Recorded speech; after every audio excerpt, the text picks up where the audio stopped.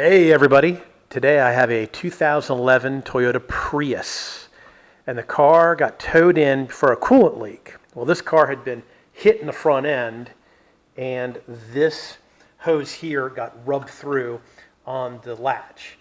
Can't get the hose until April 27th, so I just went ahead and I put a splice in it and took care of it. But then I noticed that the car had a check engine light on. And I also had noticed that there was a lot of coolant sitting on the bottle. So I went and pulled the code, and the code that it had is a P261C, engine coolant pump B, control circuit low. I was like, okay. So I started looking into it. The first thing they want you to do is check the fuse. So it's that 30 amp fuse right there. That fuse was blown. So I pulled that fuse out, put another fuse in it, started the car up, it blew the fuse instantly. So this car has an electric water pump, which is right here.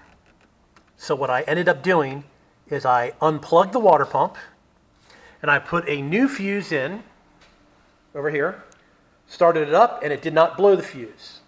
So then I had somebody keep the car running, and I reached over and I plugged this in and watched, and it blew the fuse. So that is telling me that the electric water pump is locked up. So if you have one of these that has a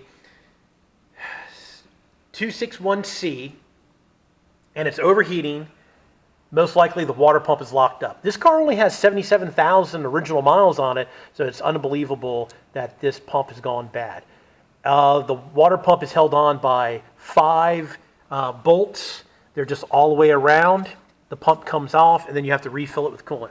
So here's a real quick one, just to tell you how to take and check for that 261C. If it's got a blown fuse, unplug the water pump, see if it stops blowing the fuse, and then plug the water pump in, and if it blows the fuse, as soon as you plug the water pump in, the water pump's locked up. Alrighty, everybody, thanks for watching. Please subscribe, give me a thumbs up if you like the videos, and please share.